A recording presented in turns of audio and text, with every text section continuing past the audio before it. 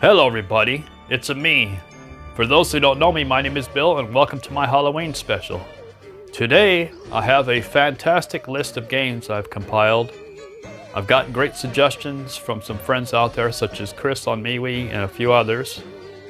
Out there reached out and said, hey, you must check out these games, and so I compiled this list. What happened to the power? It's ridiculous. Oh, okay. Sorry, power flash for a second. Anyways, like I said, I have a fantastic list of games that are compiled from picks that I picked and from friends that suggested games. So, without further ado, let's check them out. Okay, so here's the first game I checked out on Halloween. This is Halloween on the Atari 2600.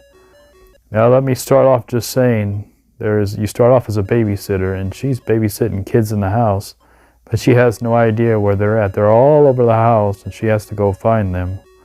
Well, some big maniac killer busts in with a big knife and he's trying to chop you up. Now this game in its time was very controversial. It was made by Wizards Video. As you can see, the lights are going in and out of this room. So very controversial for its time. They also made the Chainsaw Massacre game. Now, of course, at the time in '83, a lot of stores did not want to carry this game. So they just rejected it. So this company, of course, went bankrupt. And so while liquidating the stock and trying to get rid of as much merchandise as possible, they were cutting costs by either selling this game at a cheap price with no labels or with a white piece of tape across it saying Halloween.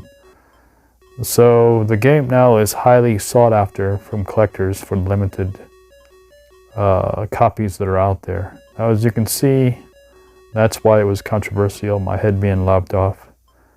But I can tell you, the worst thing of this game is really not the gameplay, it's the music, the Halloween theme going over and over. That's all it does. It's just, that's what really haunts me in the game. It's not a scary game, it's just bad in general. At least I think so. But I figured we'd get the worst game out of the bunch out of the way first. Because, you know, it's like the first piece of candy. You try it, you spit it out, you never have it again. And then you eat all the good stuff that you know about. So this is that bad piece of candy. So kids, don't eat it. But anyways, for people that grew up with it, the 2600, they may want to briefly check it out. I checked it out for about just 3 minutes. 3 minutes, and that was enough for me. 3 minutes of the music, and just hearing it drives me a little crazy. But as you see, I just picked up a knife. Now you do get a chance to stab back once at the attacker, but it's very hard to pull off. I kept doing it and he would usually just do that to me. So this is definitely the trick, not the treat of Halloween. So on to the next. Splatterhouse. Okay, here is Splatterhouse on the TurboGrafx 16, released in 1990 by Namco. Now, Splatterhouse is an arcade-style side-scrolling beat-em-up, and it has some platform elements. You control a kid named Rick, who went into this mansion with his girlfriend Jennifer, and something happened, and he was killed and taken down the basement and resurrected by the terror mask on his face, which gives him extra strength and other powers. Now, as you can see, you get some cool weapons, especially the 2x4, which is the most memorable weapon in the game. And every time you hit monsters, they like to go splat everywhere. Now, as you work your way through, like I said, you're trying to rescue Jennifer. You find many different items. As you can see, the monsters are extra disgusting, and they spit all kinds of things at you, or they look disgusting. And we even got hanging piñatas, the Halloween piñatas. And as you can see, everything splatters against walls or splats all over the place. Now, this game also had 2 sequels. There was a second and third, well, actually had 3 sequels, I believe. There was part 2, part 3 of the 16-bit eras. And then there was one on the, I want to say PlayStation 3, Xbox 360, which was full 3D. Now in this game here, you do fight some, like I said, you fight some really cool end bosses. They really did a good job with the graphics and kept the monsters interesting, the levels interesting. You get some cool items. You do get a shotgun. So the shotgun's cool. You do get more piñatas, but you don't get any sticks to hit them with. So unfortunately, you're stuck with rocks. And you get this cool enemy with the chainsaw arms. He's one of my most favorite enemies in the game. Kind of just a big dude coming at you with chainsaws. And it just has really good level design, good graphics, good music. This game is definitely a treat for, not a trick, but a treat for every Halloween. Now, as you walk through the mirrors, you get to fight little blue versions of you busting out. Like knockoffs, the knockoff Jasons. And who is this? What is going on? Uh-oh. Anyways, that is it for Splatterhouse on the TurboGrafx 16. Definitely worth playing.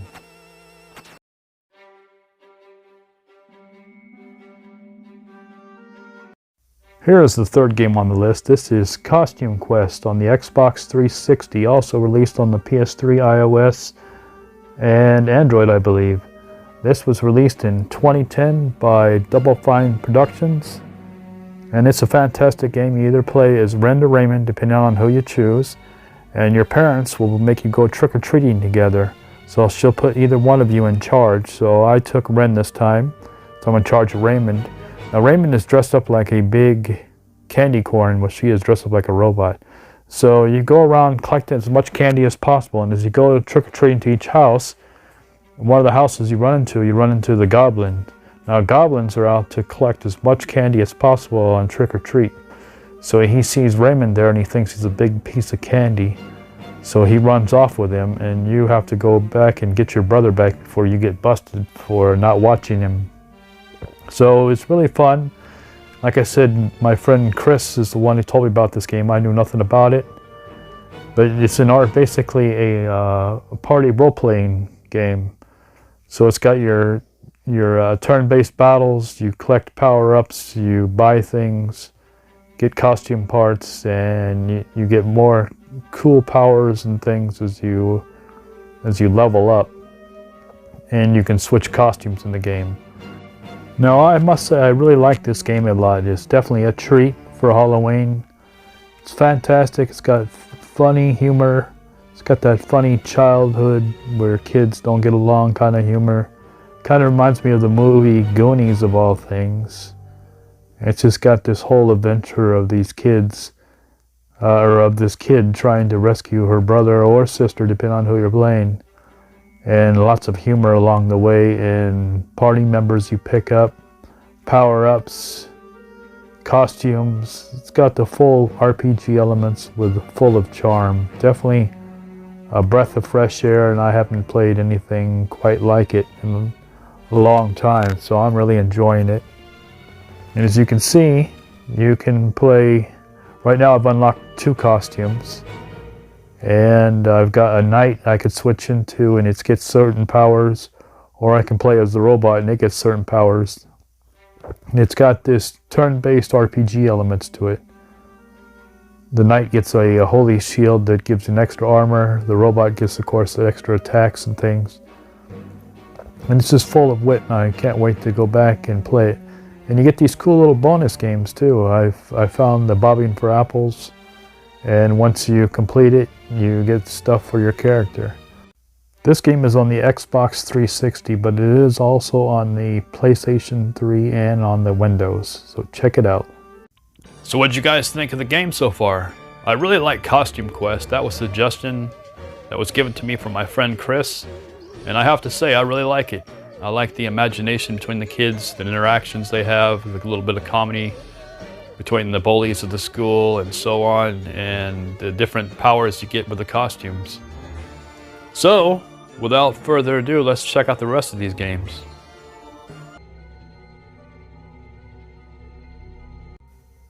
Okay, so here is Ghostbusters Sanctum of Slime, released on the Xbox 360, also released on the PlayStation 3 in 2011.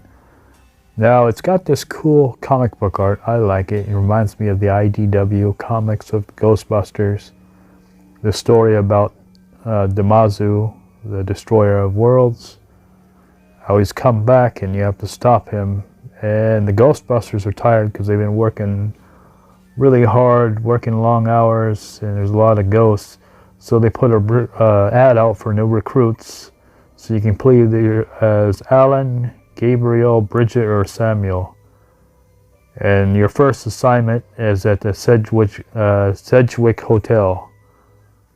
So you're trying to track down and capture ghosts at the hotel's former head chef, LeBlanc. So you go around blasting tons of ghosts. It's a twin-stick shooter. It's very arcade action. It wasn't well received, didn't do real well, and I think it's an okay game. I don't think it's a bad game. I think it's just misunderstood. I kind of like it a little bit to a certain extent.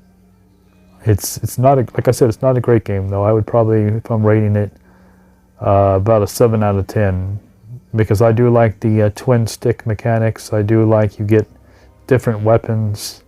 It's a very arcade style game, so that's what you have to keep in mind when playing it. It's not a console style game, it's more of an arcade style game, but it is fun for what it is.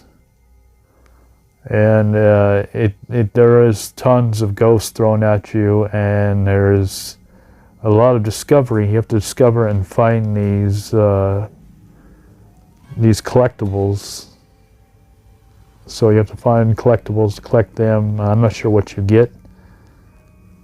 What they are, the Stay Puft Marshmallow Man dolls, and they are located hidden behind like bushes inside the levels and things. So lots of destruction, lots of destroying things, lots of different types of ghosts, and lots of waves of enemies.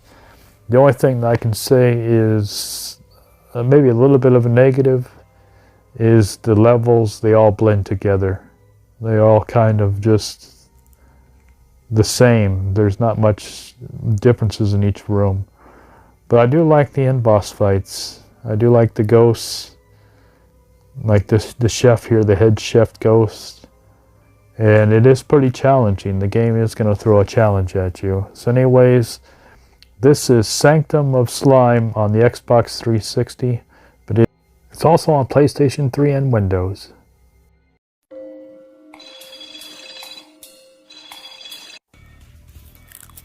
Here's a perfect fighting game for Halloween. Vampire Chronicles for Matching Service was released in Japan in 2000 by Capcom on the Sega Dreamcast. In the West, we know the game as Darkstalkers. Vampire Chronicles, or Darkstalkers, was created to be the next big thing along the well-selling Street Fighter II. Capcom at the time wanted to use the Universal monsters, but couldn't get the licensing, so they went with a more anime-style monster feel to it. Vampire Chronicles for Matching Service has a total of 18 characters and 3 hidden ones. This game has an extremely low print run and was only available through mail order. There are 4 fighting modes to choose from in the game: Vampire, Hunter, Savior, and Savior 2. The Sega Dreamcast version was mainly built around online play, so this version only has arcade and training mode, which means there are no character endings. I was actually looking for my Sega Saturn versions, but unfortunately I couldn't find them. One of the things that's excellent in the game is the music. Lots and lots of fantastic tunes to enjoy as you beat up the monsters. In 2004, this game was released for the PlayStation Portable as Darkstalkers Chronicle, The Chaos Tower. It was highly regarded and is always considered in the top 10 of PSP games. Now, if you want the best of the series, the best that I would say is on the PlayStation 2. It has all 5 games on it. The only problem is this game was released only in Japan. Now, my favorite character in the game is definitely BB Hood, which is like a little Red Riding Hood who carries everything from landmines to missiles to an Uzi in her little picnic basket. And I also like the werewolf, so let me know in the comments below which is your favorite character in the series of Darkstalkers. And let me know which one is your favorite game.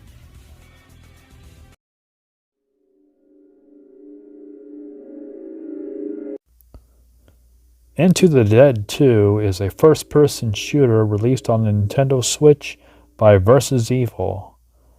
It originally was released on mobile devices. The game is an arcade-style shooter where the player has to fight waves of zombies to survive. You're constantly running through these levels at full speed. You do get a companion such as a dog and other companions along the way, and you're required to run a certain number of feet to survive. And it's constantly keeping you on the edge of your seat by keeping your ammunition low, and it's in trying to pick it up along the way and traversing the field left to right as you run. And as you can see, the zombies just rush you right and left, and it is a scary game. I really like it. The player has to escape hordes and hordes of zombies. The game includes 60 story levels, plus 36 side stories along 7 chapters. The player has 25 unique weapons across 8 classes, and you can level up your weapons as you go. The player can recruit 8 different animals as companions to help the player fight and survive for his life. Now, as you can see, here is the guns and you can choose from. As you can see, here are some really cool ones. And you do collect money along the way as you fight things, so you can buy upgrades for your weapons or just buy new weapons. And you also get additions to like armor piercing bullets, faster reloading, and so on. Now this is great. This is the DLC pack, and this is the Ghostbusters. Now you play as one of the 4 Ghostbusters, and you get different weapons and ghosts, and it's just really cool. I was really blown away and really enjoy this fun arcade shooting style with the Ghostbusters. And not only that, but they also have Night of the Living Dead. So if you watch the movies, now you can play Night of the Living Dead on the game. So you can see it how it's back into the 50s. And this, he doesn't have a weapon yet. There we go. So definitely Into the Dead is a fantastic game that I really enjoy on the Nintendo Switch, and great for Halloween.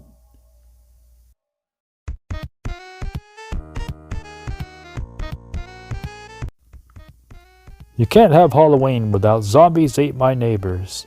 In May of this year, Zombies Ate My Neighbors and its sequel were announced for the Nintendo Switch, PlayStation 4, Xbox One, and Windows, with the port developed by .emu and co-published by Disney Interactive and Lucasfilm Games. The story is Dr. Tongue has created many different types of monsters, and he's unleashed them on your town. You have to save your neighbors before they have been eaten by all the monsters.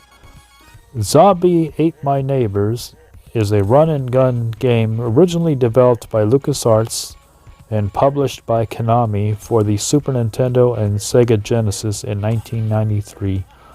You can play as either 1 or 2 players, take control of either Zeke or Julie.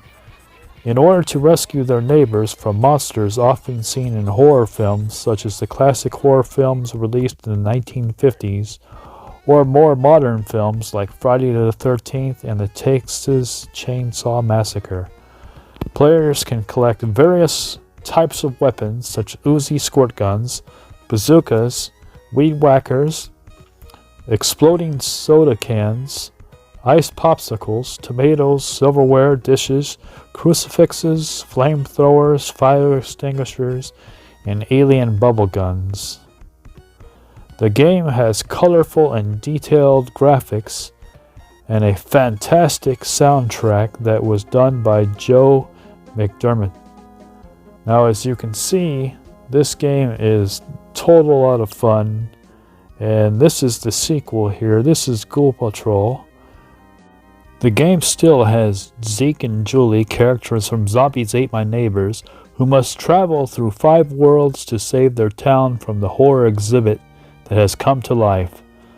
Now, the game has monsters such as ninja spirits, flesh-eating plants, and ghosts that jump out of garbage cans. Now, the game is an okay game. It is not as great as the original Zombies Ate My Neighbors. I think the problem I have with the game is the way the game just moves. It's not as fast action paced. It's kind of more slowed down because you're searching for keys and things to open doors, and you can get very lost easily. But you do get to do transformations such as this, turning it into the Grim Reaper, running around slashing things with your sickle, which is pretty cool. So there are some cool things in it, but overall the pacing is just not as action-paced as the original.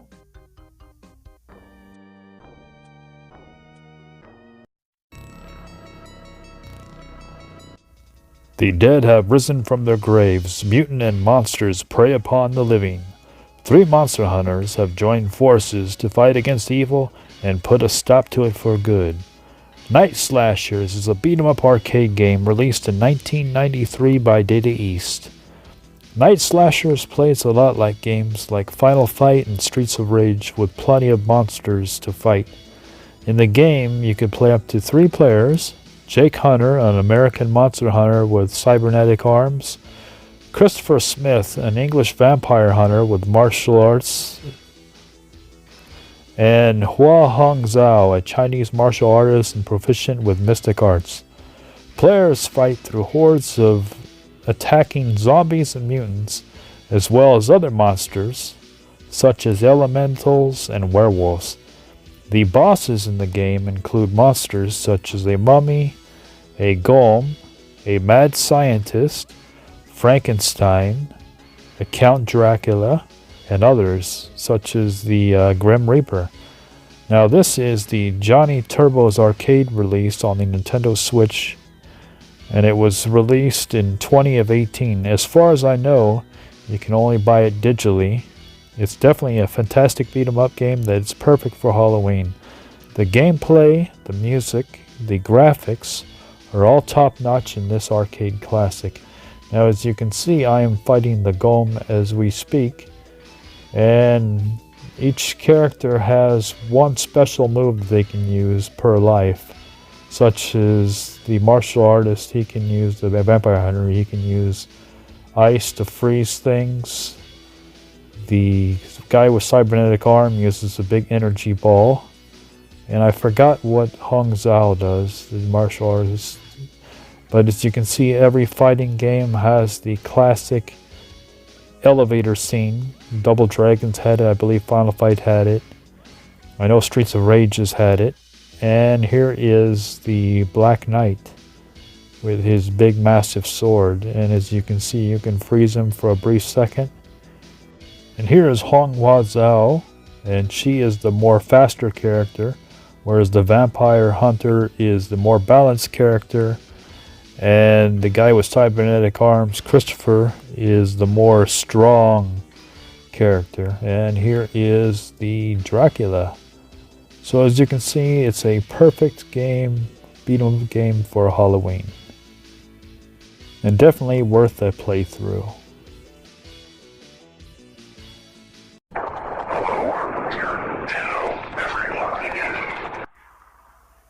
This game, Oxen Free, was an awesome recommendation from my friend Chris. I briefly heard about it in the past, but knew very little about it. Oxen Free is a supernatural mystery graphic adventure game developed and published by Night School Studio. It was released for the Nintendo Switch in 2017, but is also on the Xbox One, PlayStation 4, iOS, Android, Windows, and Linux. The story is about a group of 5 eccentric teenagers stranded on a haunted island who have to find a way back home. Players assume the role of Alex as she, her best friend Ren, and her stepbrother Jonas attend a high school party taking place at Edwards Island. Players play as a teenage girl named Alex on her weekend trip to the islands with her friends. Alex and her friends accidentally have unleashed a paranormal force on the island and must find a way to stop it. The gameplay is built around walking and talking mechanic with multiple choices. You have a few seconds to decide on what your response should be to each question, or not to say anything at all. I find this mechanic very interesting, and just like in real life, sometimes you wish you didn't respond the way you did. Certain dialogue options cause a thought bubble with Alex inside it to appear over the characters' heads, suggesting that the player's choice had an effect on the character's relationship. It seems each response I used in the game had a consequence for the story later on.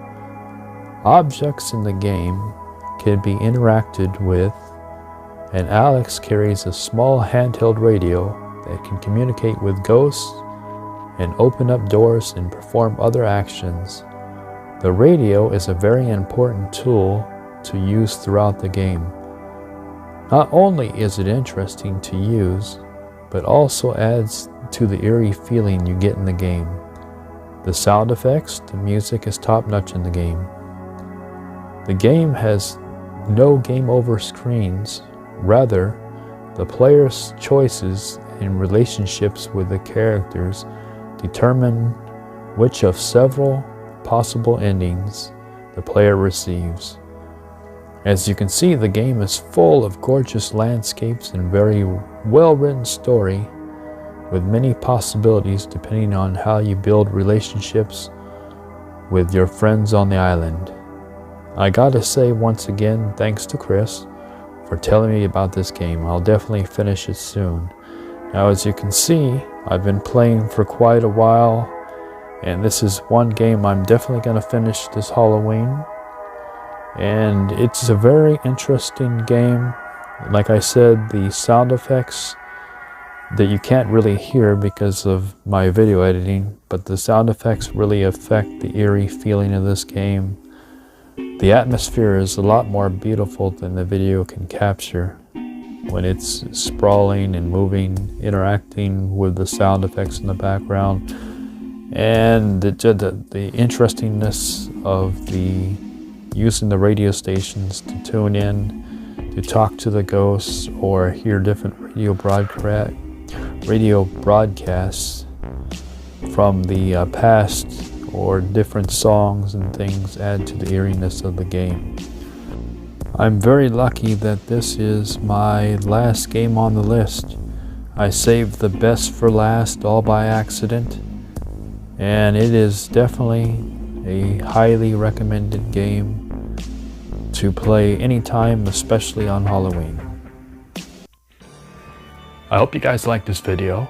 Don't forget to comment, like, subscribe, and if you have any good suggestions on games such as the fantastic Oxen Free that I played, or Costume Quest, games that I didn't even know about, please leave it in the comments below. And if you find this content interesting and you really liked it, you think other friends would like it, please share it with them. It'll help the channel grow. Anyways, that is it for this episode. Don't forget to comment, like, subscribe. Happy Halloween, my friends. Have a good one. Till next time. Take care. Comment, like, subscribe.